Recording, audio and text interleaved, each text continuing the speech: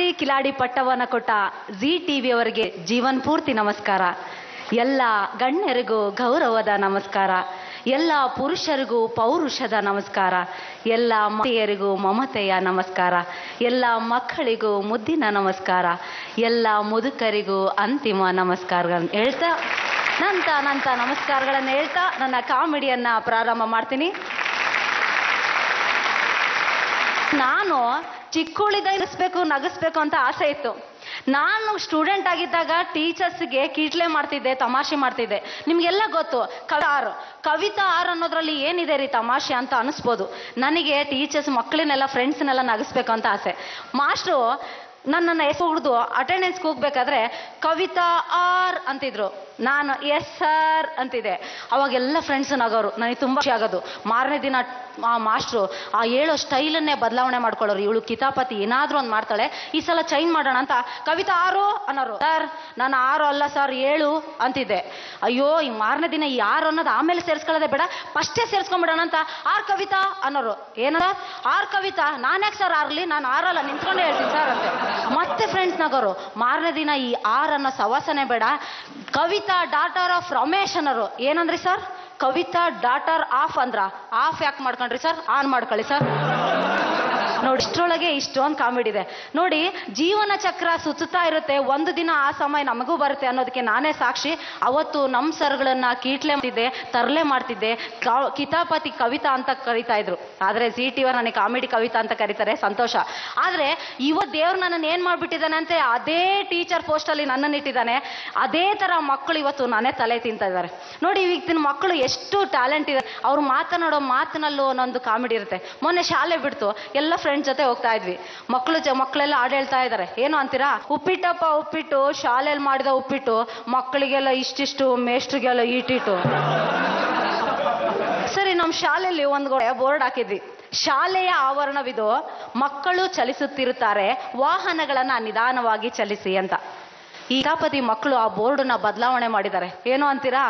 ಶಾಲೆಯ ಆವರಣವಿದು, ಮಕ್ಕಳು ಚಲಿಸುತ್ತಿರುತ್ತಾರೆ, ವಾಹನಗಳನ್ನ ನಿಧಾನವಾಗಿ ಚಲಿಸಿ. ಮಕ್ಕಳು ಹೋದ್ಮೇಲೆ ಮೇಷ್ಟ್ರು ಹೋಗ್ತಿರ್ತಾರೆ, ಅವ ಫಾಸ್ಟಾಗಿ ಹೊಡ್ಕೊಂಡು ಹೋಗಿ.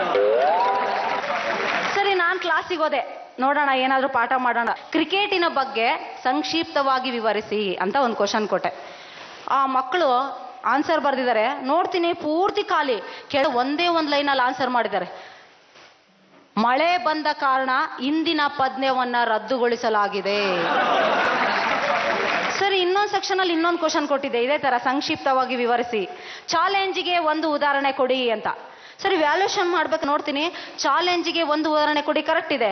ಆನ್ಸರ್ ಫುಲ್ ಖಾಲಿ. ಮತ್ತೆ ತಿರುಗಿಸ್ ನೋಡ್ತೀನಿ ಪೂರ್ತಿ ಖಾಲಿ, ಮತ್ತೆ ತಿರುಗಿಸ್ ನೋಡ್ತೀನಿ ಪೂರ್ತಿ ಖಾಲಿ. ಕೆಳಗಡೆ ಒಂದು ಲೈನಲ್ಲಿ ಬರ್ದಿದ್ದಾರೆ, ಚಾಲೆಂಜಿಗೆ ಒಂದು ಉದಾಹರಣೆ ಕೊಡಿ, 2 ಪೇಜ್ ಖಾಲಿ. ಕೆಳಗಡೆ ಒಂದು ಸೆಂಟೆನ್ಸ್ ಅಲ್ಲಿ ದಮ್ ಇದ್ರೆ ಪಾಸ್ ಮಾಡ್ಲೆ ಮಗಳ. ಯಪ್ಪ, ಈ ಸೆಕ್ಷನ್ ಸವಾಸ ಬೇಡ ಅಂತೇಳಿ ಪಕ್ಕದ ಸೆಕ್ಷನ್ಗೆ ಹೋದೆ. ಸರಿ, ಕನ್ನಡ ಮಾಡೋಣ ಅಂತ.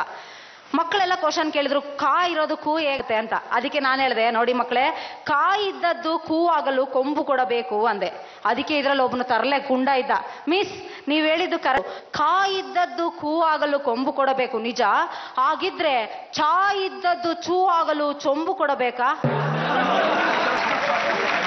ಈ ಮಕ್ಕಳು ಸವಾಸ ಬೇಡ ಅನ್ಕೊಂಡು ಸುಮ್ಮನಾದೆ. ನನಗೆ ಮಾತ್ರ ಅಲ್ಲ ರೀ, ನಮ್ಮ ಇರೋ ಒಬ್ರು ಎಲ್ಲಾ ಮಾಸ್ಟರ್ಗೂ ಕೀಟ್ಲೆ ಮಾಡಿದ್ದಾರೆ. ಈ ಗುಂಡ ಅನ್ನೋನು ಬಿ ಸೆಕ್ಷನ್ ಅಲ್ಲಿ ಇದ್ದ. ಎ ಸೆಕ್ಷನ್ ಅಲ್ಲಿ ಒಬ್ಬ ರಾಜು ಅಂತ ಇದ್ದ, ತುಂಬಾ ಇಂಟೆಲ್ ಸ್ಟೂಡೆಂಟ್. ಒಂದ್ಸರಿ ನಮ್ಮ ಶಾಲೆಗೆ BO ಆಫೀಸರ್ ಬರ್ತೀವಿ ಅಂತ ಹೇಳಿ. ನೋಡಿ ನಾವೆಲ್ಲ ಹೇಳಿದ್ವಿ ಮಕ್ಕಳಿಗೆ, ನೋಡಿ BO ಆಫೀಸರ್ ಬರ್ತಾರೆ, ಅದಕ್ಕೆ ಅವ್ರು ಏನೆಲ್ಲ ಕ್ವಶನ್ ಕೇಳ್ತಾರೆ ನೀವೆಲ್ಲ ಆನ್ಸರ್ ಮಾಡಬೇಕು ಅಂತ. ಈ ಗುಂಡ ರಾಜು ತುಂಬಾ ಕ್ಲೋಸ್ ಫ್ರೆಂಡು. ಎ ಸೆಕ್ಷನ್ ಇವ್ರಿಬ್ರು ಮಾತಾಡ್ಕೊಂಡಿದ್ದಾರೆ. ನಿಮ್ ಸೆಕ್ಷನಿಗೆ ಫಸ್ಟ್ ಬಂದ್ರೆ ಏನನ್ನು ಕ್ವಶನ್ ಕೇಳ್ತಾರೋ ನಾನು ಹೇಳೋದು, ನನ್ನ ಸೆಕ್ಷನಿಗೆ ಫಸ್ಟ್ ಬಂದ್ರೆ ನಾನು ಓಡು ಬಂದು ನಿನಗೆ ಹೇಳ್ತೀನಿ ಅಂತ. ಸರಿ, ಅದಕ್ಕೆ ಎ ಸೆಕ್ಷನ್ಗೆ BO ಆಫೀಸರ್ ಬಂದಿದ್ದಾರೆ. ಆ ರಾಜು ಅನ್ನೋ ಟ್ಯಾಲೆಂಟ್ ಇರೋ ಮಗುಗೆ ಹೇಳಿಸಿದ್ದಾರೆ, ನೋಡಪ್ಪ ನಮ್ಮ ದೇಶ ಪ್ರಧಾನಮಂತ್ರಿ ಯಾರಪ್ಪ? Doctor Manmohan Singh sir. Very good very good. ಒಂದು ವರ್ಷದಲ್ಲಿ ಎಷ್ಟು ದಿನಗಳಪ್ಪ? 365 ದಿನಗಳು sir. Very good very good. ಆಕಾಶದಲ್ಲಿ ನಕ್ಷತ್ರಗಳು ಎಷ್ಟಿದಾವಪ್ಪ? ಅದನ್ನಿನ್ನೂ ವಿಜ್ಞಾನಿಗಳು ಕಂಡಿಡ್ದಿಲ್ಲ ಸರ್. Very good. ಎಲ್ಲದಕ್ಕೂ ಆನ್ಸರ್ ತುಂಬಾ ಚೆನ್ನಾಗಿ. ಈ ಸೆಕ್ಷನ್ ಅಲ್ಲಿ ತುಂಬಾ ಜಾಣರಿದ್ದಾರೆ, ಬನ್ನಿ ಪಕ್ಕ ಸೆಕ್ಷನ್ಗೆ ಹೋಗೋಣ ಅಂತ. ಹೋಗ್ತಿದ್ದಾಗೆ, ಇನ್ನೂ ಅವ್ರ ಬಾಗ್ಲಿಂದ ಹೋಗ್ತಿದ್ದಾಗೆ ಈ ಗುಂಡ ಅನ್ನೋನು ರಾಜು ಅನ್ನೋ ಮಾಡ್ಕೊಂಡು ಗುಂಡನಿಗೆ, ಬಾರ ಇಲ್ಲಿ ಗುಂಡ, ಈ ಮೂರೇ ಕ್ವಶನ್ ಕಣಲ್ಲ ಕೇಳೋದು. ಒಂದನೇದಕ್ಕೆ ಡಾಕ್ಟರ್ ಮನಮೋಹನ್ ಸಿಂಗು, ಎರಡನೇದಕ್ಕೆ 365 ದಿನಗಳು, ಮೂರನೇದಕ್ಕೆ ವಿಜ್ಞಾನಿ ಕಂಡಿಡ್ದಿಲ್ಲ ಅಂದ್ಬಿಡು, ವೆರಿ ಗುಡ್ ಅಂತಾರೆ ಅಂತ. ಸರಿ ಸರ್, ಇನ್ನು ಆ ಕಡೆಯಿಂದ ಹೋಗಿ ಬಾಗ್ಲಿಂದ ಎಂಟ್ರಿ ಆಗ್ತಿದ್ದಂಗೆ, ನೋಡಿ ಮಕ್ಕಳೇ, ನಾನು ನಿಮಗೆಲ್ಲ ಕ್ವಶನ್ ಕೇಳ್ತೀನಿ ಅಂತಿದ್ದಾಗೆ ಈ ಗುಂಡ ಸರ್ ನಾನು ಹೇಳ್ತೀನಿ ಒಬ್ಬ ಏನ್ ಜಾಣಪ್ಪ, ನಾನು ಇನ್ನು ಕ್ವಶನ್ನೇ ಕೇಳಿಲ್ಲ, ನಾನು ಹೇಳ್ತೀನಿ ಅಂತೀಯ. ಏನಪ್ಪ ನಿನ್ನ ಹೆಸರು?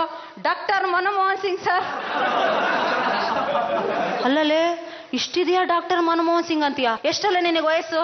365 ದಿನಗಳು ಸರ್. ಅಲ್ಲಲ್ಲಿ ನಾನೇ ಒಂದು ಕ್ವಶನ್ ಕೇಳ್ತೀನಿ, ನೀನೇ ಆನ್ಸರ್ ಮಾಡ್ತೀನಿ, ತಲೆಗೆಲ್ಲ ಕೆಟ್ಟತೇನ್ಲೆ? ಅದು ನೀನು ಜ್ಞಾನಿಗಳು ಕಂಡಿಡ್ದಿಲ್ಲ ಸರ್. ಓಕೆ, ನಾವೆಲ್ಲರೂ ಯಾವಾಗ್ಲೂ ಸಂತೋಷವಾಗಿರ್ಬೇಕಾದ್ರೆ ನಾವು ಹೀಗೆ ನಗ್ತಾ ಇರಬೇಕು, ಉಳಿಸ್ತಾ ಇರಬೇಕು ಅಂತ ಹೇಳ್ತಾ ಧನ್ಯವಾದಗಳು.